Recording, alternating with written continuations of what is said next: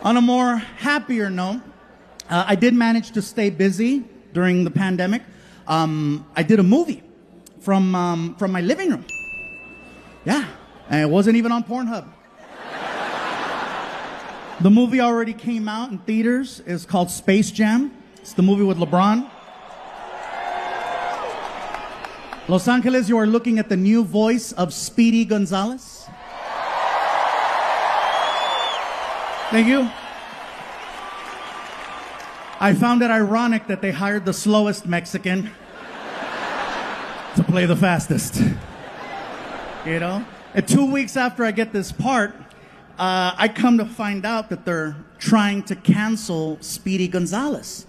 I'm sure some of you heard that they came after two cartoons. They came after Pepe Le Pew and Speedy.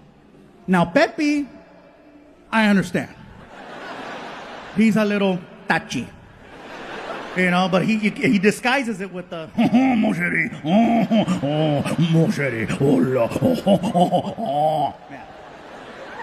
But Speedy Gonzalez, what's his crime? He's Mexican and he's fast.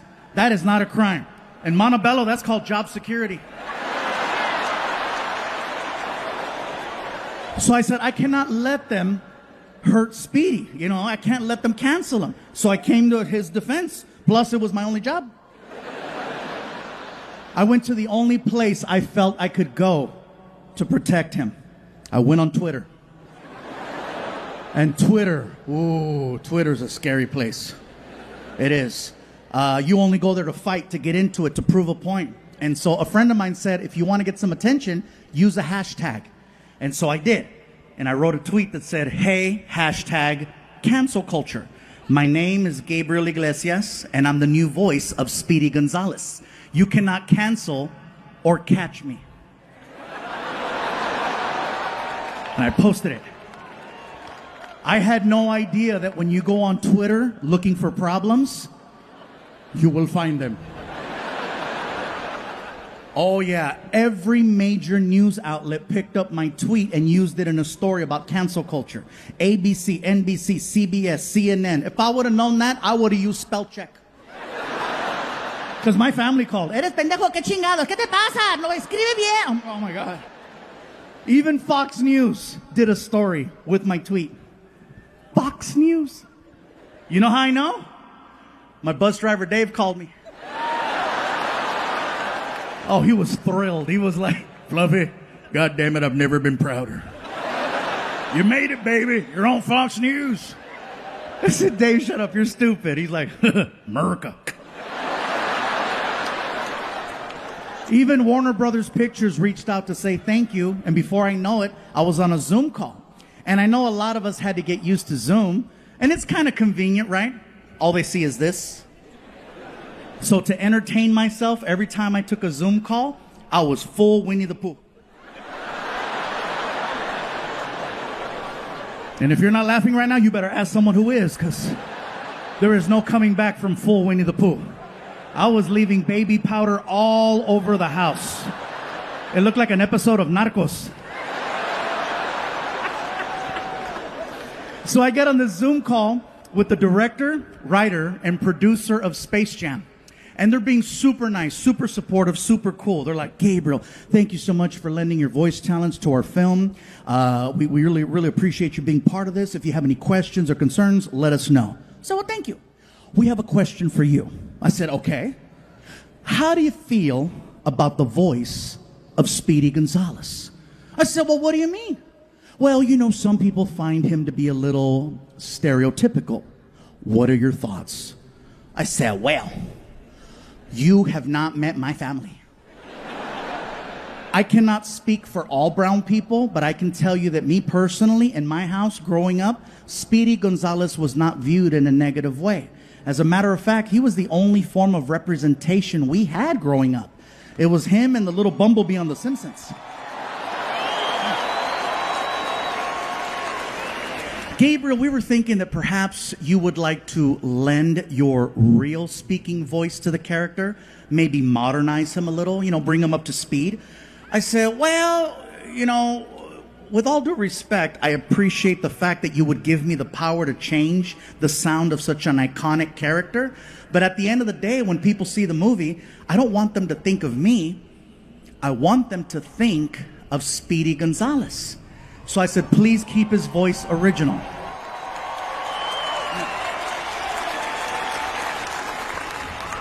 And then he asked the question, well, do you think you can do the voice? How did I get the part? Now remember, I never auditioned for Speedy Gonzalez. They just called me, and I assumed that they knew that I did voices for a living and that I could pull this off. So I says, what made you choose me if you didn't know whether or not I could do the... Oh. You needed a big brown shield in case shit happened, huh? And then all three people on the phone call were like... I said, well, don't worry, because with me, you get a twofer. You get an actual Mexican, and you get someone that can nail the voice. So, oh yeah. That's right. So before I know it, this sound person, the guy who does recordings over at Warner Brothers, gets on the call. The only thing I know about this guy is that he's loud. Okay, he gets on the call, he's like, Gabriel Iglesias, how are you? Wow, wow. How's it going? My name is Steven. I'm the sound coordinator here at Warner Brothers Pictures. So listen, buddy, here's what's going to happen. Basically, what I'm going to do is I'm going to hit record. And as soon as I hit record, I just need for you to start talking like Speedy Gonzalez. We're going to get the flow, the tempo, the timing. And as soon as we got it dialed in, we're going to make a movie. Sound good? Sounds good. All right, this is Gabriel Iglesias for Space Jam, A New Legacy. Speedy Gonzalez, take one. Gabriel, mic check. 1, 2, 3. 1, 2, 3. Sounds good. All right, here we go. And go. All right, here we go. Hola amigos, I am Speedy González de Pases Mouse en México. ¡Arriba! ¡Epa, pándale!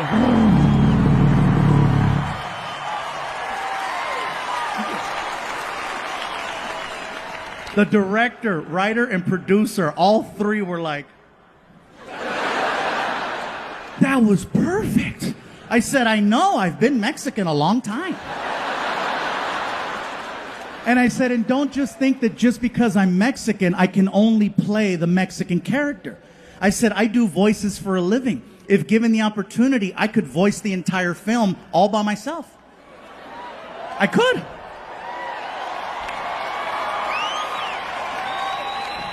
Watch. Marvin the Martian. Oh my modulator. Yosemite Sam. Ah, hike that rabbit. Bugs Bunny. What's up, Doc? I said, you can fire all the other voice actors right now. I will do the whole movie for half plus medical insurance.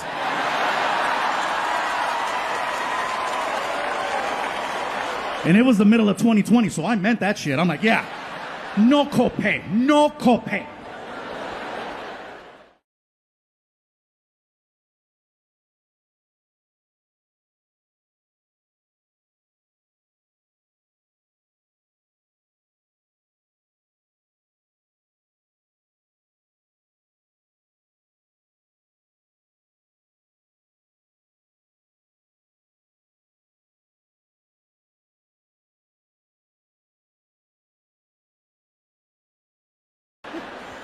This next thing I'm going to say is in no way, shape, or form political. So please don't take it that way. The vaccine. Look at some of you. Oh, here we go. Here we go. I knew it. I knew it was coming. I knew it. Look at him. He's got booster written all over him. Look at him. I'm not here to tell you what to do with your bodies. I'm just here to share a story. I got vaccinated, okay, and I'm not saying it to get approval. I'm just telling you because, you know, hey, look, I was 85% of the underlying conditions. At this point, I'm rolling the dice. Plus, I wanted to work. I got the vaccine, but it was one of those things where, you know, in the beginning, when you wanted to get the vaccine, you couldn't just walk into a CVS. You had to make an appointment, you know, and it was a drive out. You couldn't just show up because I tried. Oh, I tried using the face. I'm like, hey. Apparently this only works at Red Lobster. Oh yeah, I could show up at Red Lobster at 8 o'clock on a Saturday. It's on. You know, do you have reservations? It's fluffy, make biscuits. But for the vaccine, no, I made my appointment like everyone else. It was a drive-out location, you know. There's a little speaker box. May I help you? This is very familiar. Yeah, let me have a large vaccine. Pfizer, Moderna. I got a coupon, whatever's free. Pull up to the window. And then I pull up to the next window. And then a guy who's all covered up, he's got the whole, you know. Then you give him your arm, and then they harpoon you, and they make you park your car for 10 to 15 minutes in case you have an allergic reaction. So I'm sitting in the car, and I got the radio going and the AC going, and I glance over, and I notice that there's people there protesting. And that's fine. Protesting is a right, and I'm all for it, okay? My problem is when protesters leave the sidewalk and get right in your face. So here's what happened. I glance over, I see the protesters, and I locked eyes with one of them.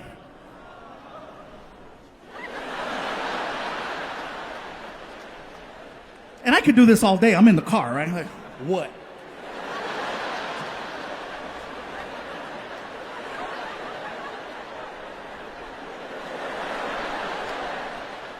The lady who I'm looking at all of a sudden starts walking towards me. And I'm like, shit. She gets to my car and she starts going off on me. And I have never had a complete stranger go off on me for no reason at all. She gets to the car and she's like, you are so stupid. You are so stupid. How could you get the vaccine? How could you get the vaccine? You have no idea what you just put inside your body, dumbass. I didn't know what to say. I was like, bitch, I eat chorizo.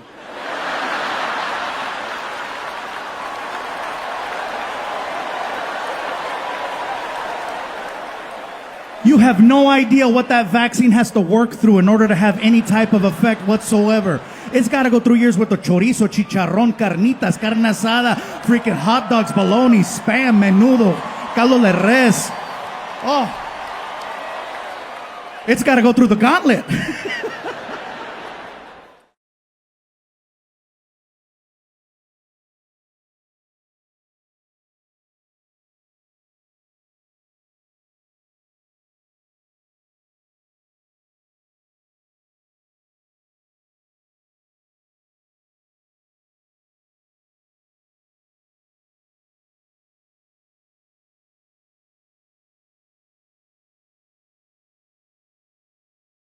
Hell, you guys even have taco trucks. Now, for anyone wondering about taco trucks, let me just let you know right now. That is real good Mexican food. I don't want you being concerned, like, no, there's wheels under that restaurant. Well, sometimes we don't have a permit, okay? So, but it doesn't mean the food is not good. For me to know that I'm gonna have a good experience at a taco truck, I always research, and I look to see who's running the truck. For me to know that I'm gonna have a good time, I wanna make sure that it's an all-female crew. Not to sound sexist, it's just that when it's all women running the truck, they make me feel good about myself. They make me feel special. When I walk up at 1 o'clock in the morning and I have a buzz, they make me feel good. Hello? They come to the window. Hola, mi gordito, ¿cómo estás? ¿Cómo está este gordito, chulito, este gordito? ¡Qué bonito! A ver, ojitos, ojitos, ojitos. I feel like a kid. I'm like, can I have a taco? Whatever you want me to get, I'll get it for you. Now see, when it's an all-Mexican male crew running the truck, it's late, they're tired, they're bitter. Customer service isn't our strongest point at 1 o'clock in the morning. And then you gotta deal with a drunk knucklehead like me. Hello? And they come to the window. ¿Qué chingados quieres, pinche gordo? What you want? What you want? Hey, what's up, bro? Can I have a taco? Okay, what else? That's it.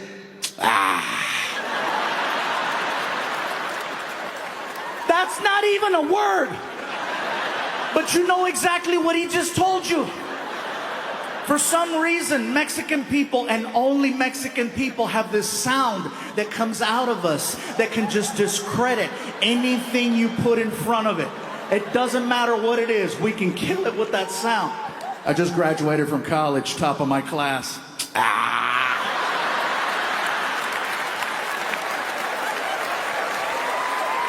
Well, fine, I'll work at Burger King.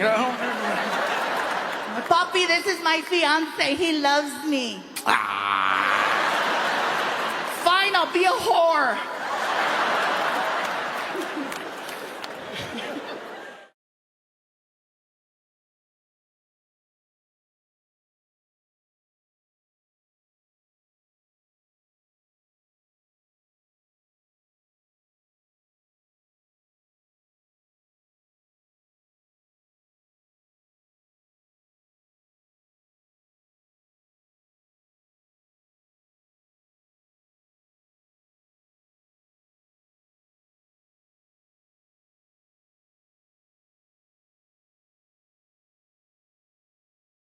I'm not trying to preach to nobody. This is what you got to do with your life. Hell no, shoot. You like burgers? Kill it. Dale gas. I'm just saying that's what I'm going through. And then people think, Oh, he's trying to lose weight because he's doing movies. He wants to look better. He wants to be accepted. He wants to be accepted. no. Don't get it twisted, you guys. Don't even think that. At my highest weight of 445 pounds, the level of acceptance I had was amazing, okay? To put it to you like this,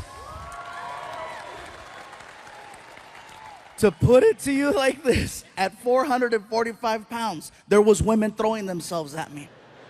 At 445 pounds, there was men. Oh, in Bay Area, let me tell you something about gay men. I know you're in here. I saw the line. I'm going to tell you something about gay men. Gay men are very creative, they're very persistent, and they're very opportunistic when they want to achieve the mission. They're just as calculated as straight men are. I'll give you an example. I'll tell you a story, right? So one night, Martin and I are at a bar, and we're having drinks. And that should come as no surprise. Oh, really? They were drinking? Yeah, we killed it. So as we're drinking, Martin is paying attention and he's listening in to a conversation that's happening about 15 feet away between these two girls. They're going back and forth, and one of them was like, I don't believe we finished the whole bottle. How the hell are we supposed to get home? Martin stands up, looks at me and says, Bro, I'll be back. And then it began, the hunt. You know, freaking.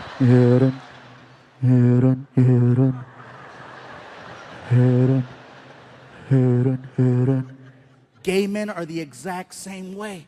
They listen, they focus, they pay attention. They wait for one of the cows to get away from the rest of the herd so they can corner it and strike. 4 hours later, Martin and I are at the bar, and I'm 16 shots of tequila in. Oh yeah, and I feel fantastic. And I tell Martin, bro, I don't remember the last time I had this many shots of tequila. And Martin goes, bro, you're crazy, Fluffy. You're crazy. Wait right here. I gotta pee. And so he leaves to the restroom, and I'm leaning against the bar. The bar is the only thing keeping me standing. And from across the room, this guy stands up, looks at his friends, and says, I'll be back.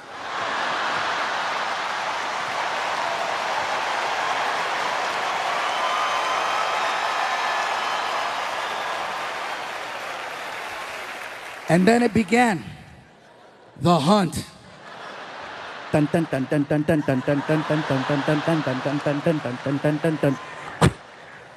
And he gets in my face and he tells me, I just have to say, I am such a huge fan of yours. Oh my God! Anytime someone says they're a huge fan of mine, it automatically makes me smile. Even more so if I've been drinking. Oh yeah, if I'm drinking, I'm like, thank you. Thank you. Bro, I was so loaded, I bowed. Thank you.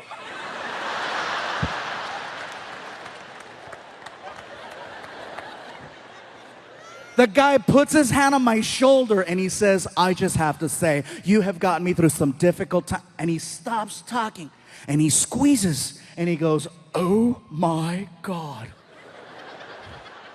Do you work out? I was so drunk, I said, a little. You're the first person to notice. And he's like, oh, you could totally tell. And he squeezed again. And I said, I'm sorry, am I overstepping? No, bro, you don't understand. I'm stressed out. That felt pretty good.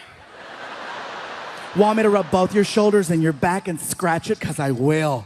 Oh, whoa. Hey, go for it. He grabs me by the shoulders, you guys. He grabs me by the shoulders and he turns me around. Now I'm facing the bartender, and the bartender is trying to warn me. The bartender's like, hello, hello, hello,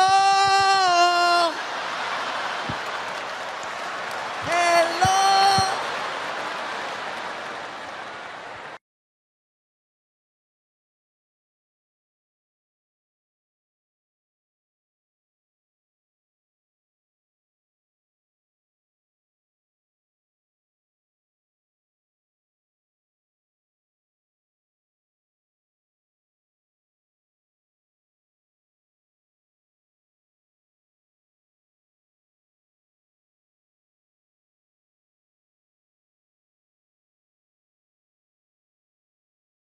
I gotta give her.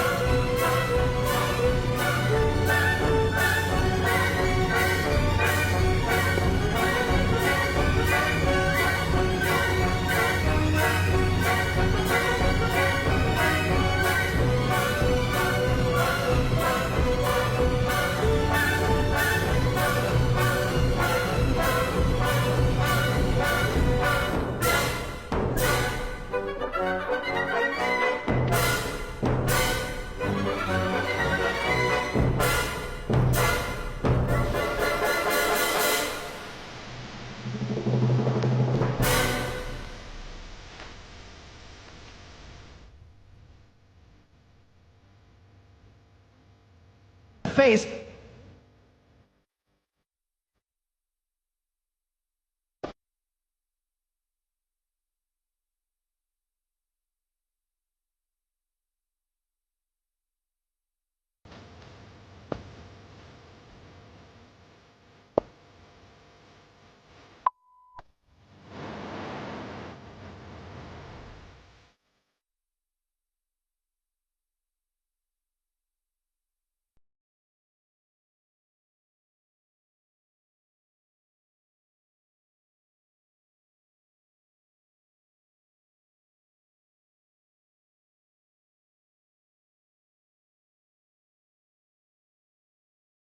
Oh, Houston, for the first time in a long time, my son was actually impressed by something that I did.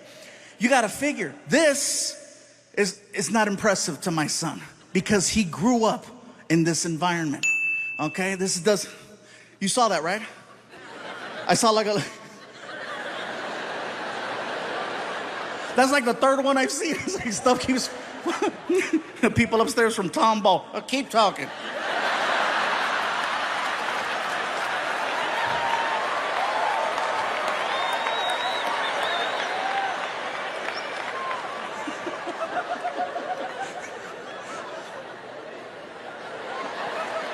All right, I'll tell you guys what happened. Shakira performed here a few days ago, and Shakira has an amazing show, okay? She doesn't just come out and la la la la la la la la la la la la.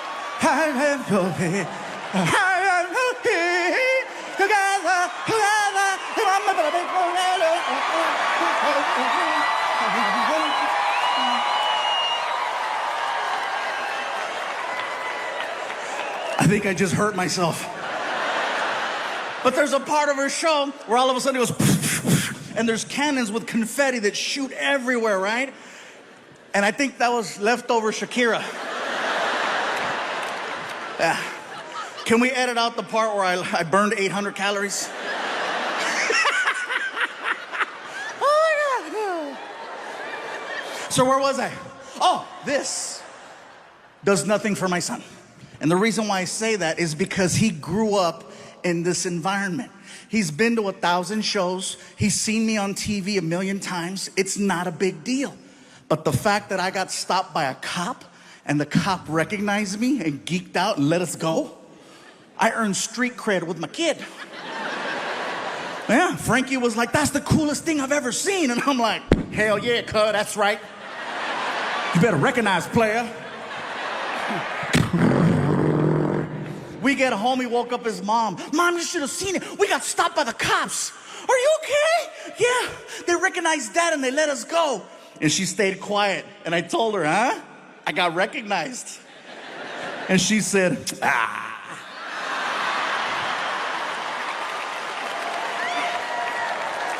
So my son, what he likes to do now, like I said, Frankie likes to stay home and watch videos. I come downstairs one morning, and he's on his phone, but the chair that he's sitting in is turned facing the window, which I thought was weird.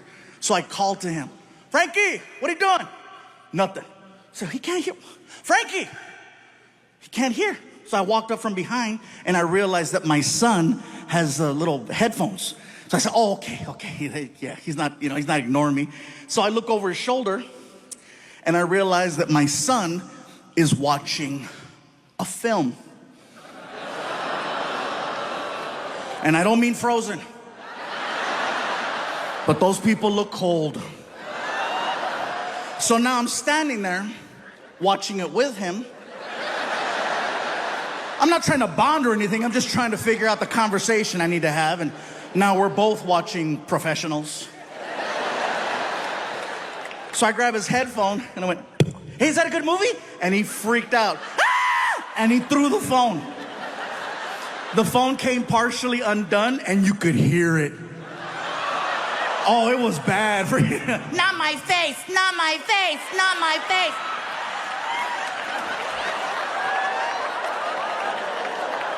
face. He turned bright red, and he starts walking back over.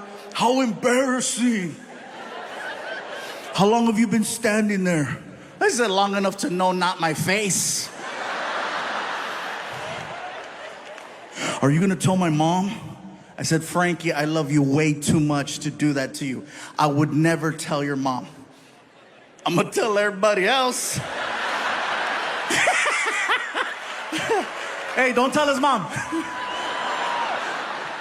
I said, look, I know you're not gonna stop watching stuff like this, so just do me a favor, don't do this here. You're old enough now to watch whatever you wanna watch, but as long as you live in this house, you cannot be watching stuff like that where your mom can catch you. You're not gonna stop, so just don't do it here. How do you know I'm not gonna stop? Because I haven't stopped. Matter of fact, there's a sequel to that. It's called Not My Hair. Some of you, que cochino. I know, right? I said, Frankie, if you're gonna watch stuff like that, just go in your room, lock your door. I don't wanna catch you. Okay, so let me know. Want me to text you? Never mind. I'm in the middle of trying to deal with this whole situation with my son watching these videos and not going to work. And while I'm doing this, I get the most random phone call I have ever gotten. My publicist calls me up and she's like, Gabe, Snoop Dogg is looking for you. Excuse me? Snoop Dogg, I know who Snoop Dogg is, but what do you mean he's looking for me? Well, he's looking for, is he looking for me or is he looking for me? He's a fan and he wants to interview you. Oh, cool. Sounds good. What is it? I think it's some type of podcast. I'm in. Can I bring Frankie? Absolutely. Cool. So I hang up the phone. I'm excited. I want to tell my son. I'm like, Frankie, I'm walking towards your room. I'll be at your door in 3, 2, 1. Hey, all right, you're dressed. Good. Come on, let's go. Where are we going? Watch. We get in the car. And now we're off on this adventure to go do an interview with Snoop Dogg. You guys, let me tell you something. We get to the neighborhood and we're lost. The GPS says we're there, but we're lost. We're looking for a house and there's no house, just a big building. And so I'm like, this doesn't look like a podcast, really? So I pull up to the security gate. Tap the button on the wall. Security desk, can I help you? Hey, security desk, my name is Gabriel Iglesias, and I think I'm here to do an interview with Snoop Dogg. Okay, one moment. Oh, okay, this is it. Good. I'm so excited. Snoop Dogg, this is gonna be cool, right? Sir? Yes. Yes, hi, there is no Gilbert Ignatius on file. What? Could there be another name? Another name? I don't know, Fluffy maybe? And the gate starts to open. I'm like, oh my God, I'm officially in the rapper's world because my real name doesn't mean shit.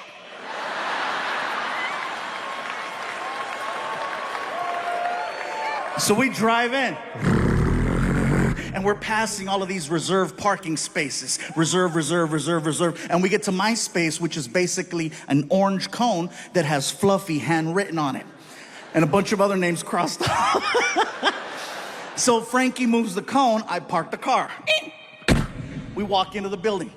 My publicist is waiting for me, right? And she's like, Gabe, you made it. Frankie, how are you? Listen, I just finished talking to Snoop. Wow. He is everything you think he is and just a little bit more. He is so sweet. I cannot believe he was charged with double murder. He told me to just walk you guys into the studio and he'll be right back. He said he had to go outside and get in the right headspace or something. Okay, cool. So she walks us into Snoop's studio. I'm thinking I'm there for a podcast. Come to find out, it's for a TV show. Snoop has a TV show where he interviews celebrities. Everyone in the room is waiting for Snoop to return. You can hear the small talk,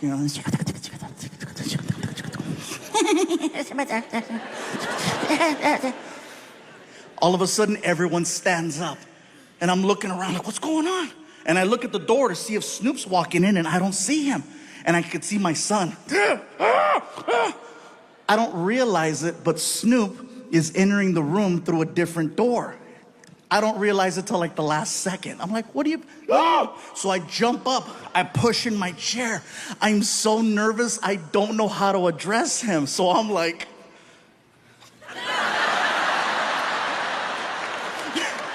I felt stupid. Snoop walks over to me and he's so cool, you guys. He's so cool. He walks over to me and he grabs my hand. He's really strong. He pulls me in and he says, yo, what it do, baby boo? How you feel?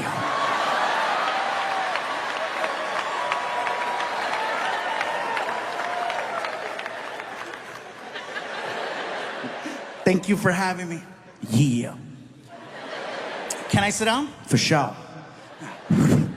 I sit down, I look over, I see my son. My son's like,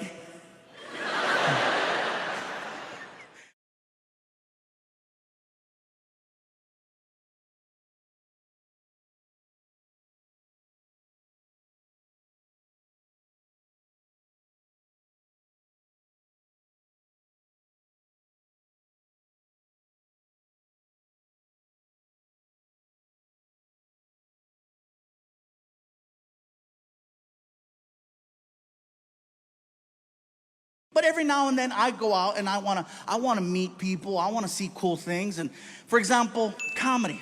I'm a huge fan of comedy, not just performing it, but I love going to shows. I go to a comedy show every now and then alone. Now, I don't know if that sounds weird to you guys, but for me to do anything nowadays by myself, it's my crew, all the people that work for me, they freak out when I go places because they're always concerned for my safety. You know, what if someone tries to kidnap you?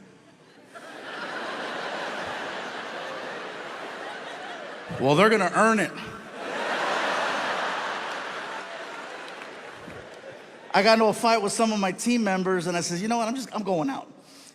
I bought myself a ticket and I went to go watch Chris Rock one night in concert. Now, I says, you know what? Maybe I can make my way backstage and I don't know, if I get lucky, maybe I'll say hi to him. I've always wanted to meet him. So I go to the side of the stage and I run into security and I said, hey. He looked at me and said, Fluffy! And when he did that, I said, hey, listen, I forgot my keys. I'll be right back. And the guy's like, yeah, keep going. Get your keys, get your keys, get your keys. I'm like, oh my God, that worked. Just like that, I snuck backstage at a Chris Rock concert. Once I was behind the curtain, I was in my element. I knew where everything was. I knew where the food was. I knew where the dressing rooms were, where the bathrooms were. I'm walking around with a soda. People are coming up to me. You know, we didn't know you were gonna be here. I got a call last minute. Looking for my keys. I says, you know what? I got this far. I'm gonna push it. I wanna meet him. I've always wanted to meet Chris Rock. It was not hard. Once I was back there, I just had to go to the dressing rooms. All I had to do was read the name on the door. I'm standing there in front of the door and I'm hyperventilating, just.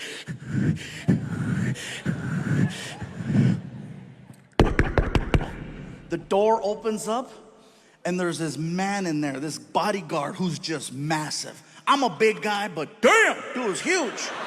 As soon as he opened the door, just.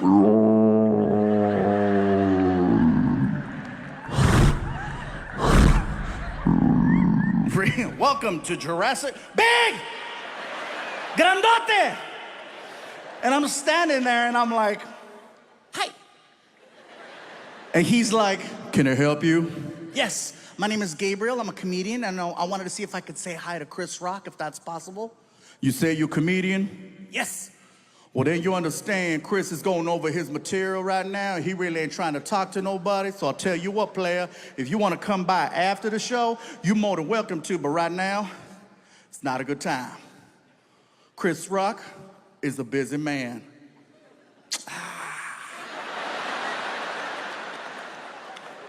Can I wave? Excuse me? Can I wave? What you mean? Can I wave at Chris? I don't have to come in. Can I wave? Chris Rock is in the room.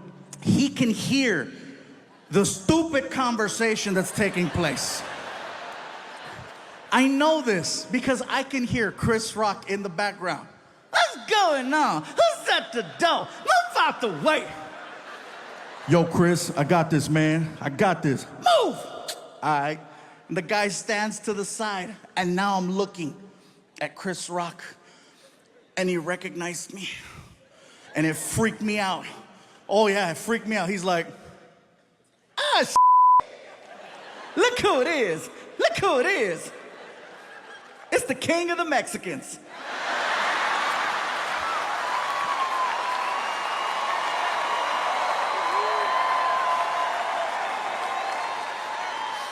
Chris Rock called me the king of the Mexicans. For the rest of the show, everyone referred to me as El Chapo.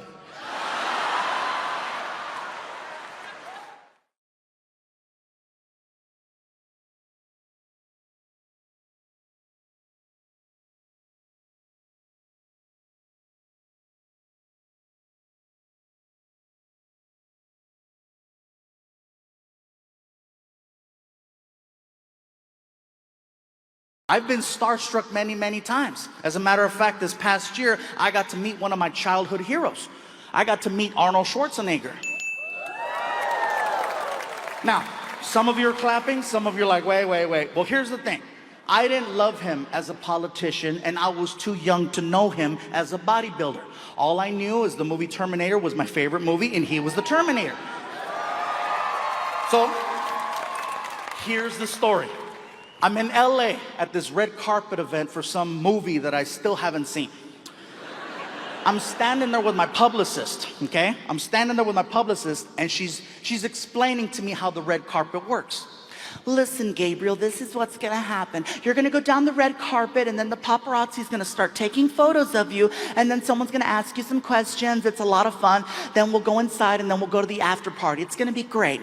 As she's telling me this, I'm looking around, and I look over, and I notice, I see him. I see Arnold Schwarzenegger, and I freak out.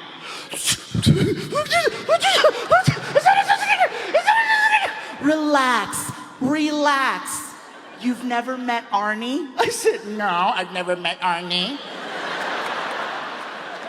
I work with him all the time. He's really nice. Would you like me to introduce you? I'm like, Yes. she takes me by the hand, and she walks me directly to Arnold. I'm freaking out so bad, I look like a big-ass toddler. We get over to Arnold Schwarzenegger's area, and he's Arnold Schwarzenegger. He's already got a big group of people around him waiting to take a photo. So I'm just patiently waiting. As I'm watching him, you guys, I gotta tell you right now, no one on this planet is better at meeting people than Arnold Schwarzenegger. He is the greatest people meter I've ever witnessed. And the reason I say this is because when you meet him, he's very engaging. He grabs your hand, he pulls you in, he looks at you in the eyes, and he turns it on.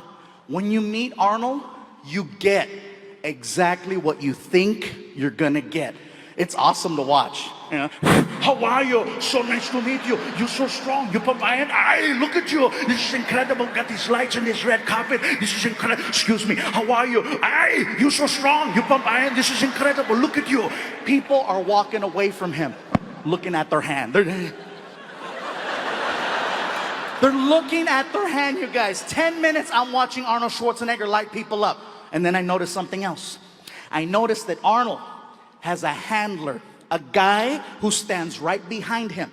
And it's this guy's job to basically reset Arnold for the next person he's about to meet. Arnold Schwarzenegger will never cut off a conversation with the fan.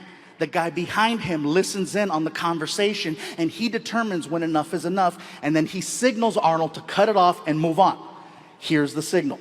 He grabs the back of Arnold's arm right there, 2 times. 1, 2. That lets Arnold know, cut it off, time to move on. Always to the left. Awesome to watch. This is incredible with these lights and these special effects is going on here. Excuse me. How are you? Nice to meet you. You're so strong. Hey! I'm like, oh. So I yell out to the handler, hey! And the handler turns around. Hit him! I want to meet him. Hit him! And he starts laughing because now he sees that I see how the Terminator is really working. So he gives me one of these. Next thing you know, he is lighting Arnold up. He is hitting Arnold so fast, Arnold can barely keep up. Excuse me, pardon me, excuse me, hello, how are you? Excuse me, pardon me, high five, high five, high five, high five, high five, pardon me, excuse me, hello, how are you? Very good. Pound, pound, pound, pound, pound, pound, pound, pound, pound, pound, pound, pound. He's coming down the line, coming down the line, coming down the line, and I'm just waiting. And I stick my hand out and he grabbed it. How are you, son? I recognize you. I know who you are. You're the comedian who does the joke about the Indian man trying to rob a bank, but he cannot rob the bank because they are making fun of him. And in my head, I'm like, he knows me! Outside, I'm like, yeah, that's me. You are hysterical. Give me your contact information. You are the funniest person. Excuse me. How are you? Nice to meet you. You're so strong. Meeting Arnold is like a really good roller coaster. You want to go to the end and meet him one more time. You know what I'm saying?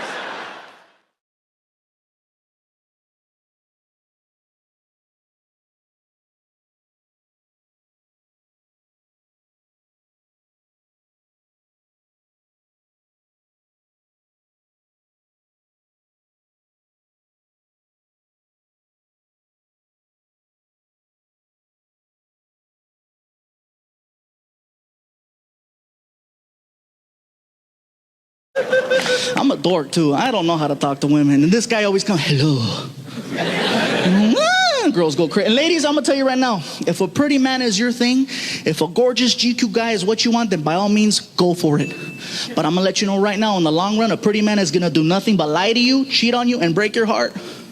That's why, ladies, you need to start giving guys like me a chance.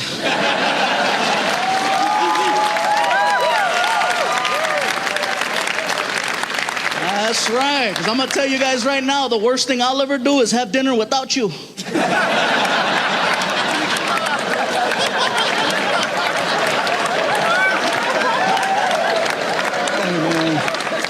And everybody,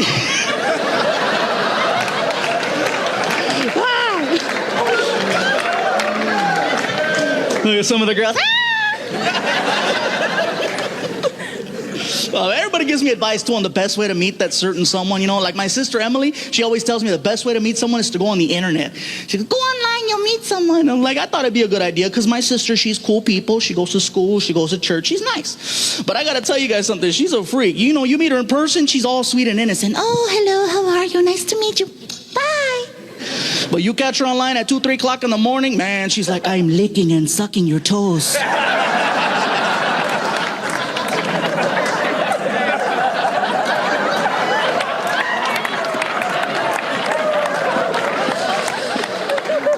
Ooh, do you like it? Now see, that's scary. It is, because I had no idea she was online. I was like, yeah, I like it.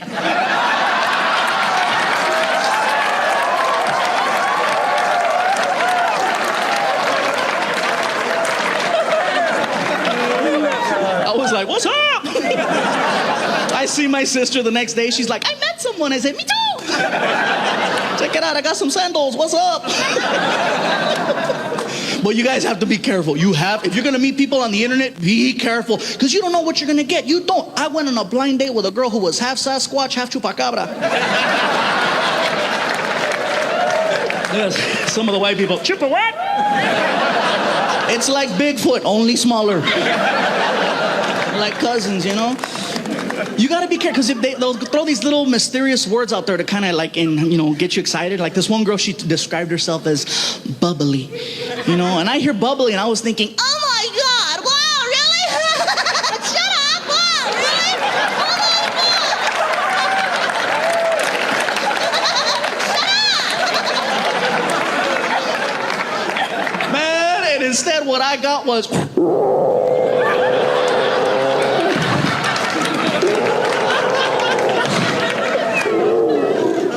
standing there. You have to be careful. And I said, you know what? Okay, maybe it's my bad luck. Couldn't possibly happen to me 3 times, right? So I gave it another shot. I went on another blind date with a girl who said she was a sexy Latina. I was excited. What's up? I get to her house, you guys. She was not Latina. Oh, no. She was black. Now, I didn't have a problem with her being black, but she specifically wrote out, I'm Latina. So I called her on it, right? I said, hey, girl, before we go any further, didn't you say that you were Latina? You know what she told me? She got mad. She was like, boo, I am Latina. Shoot, that's my name.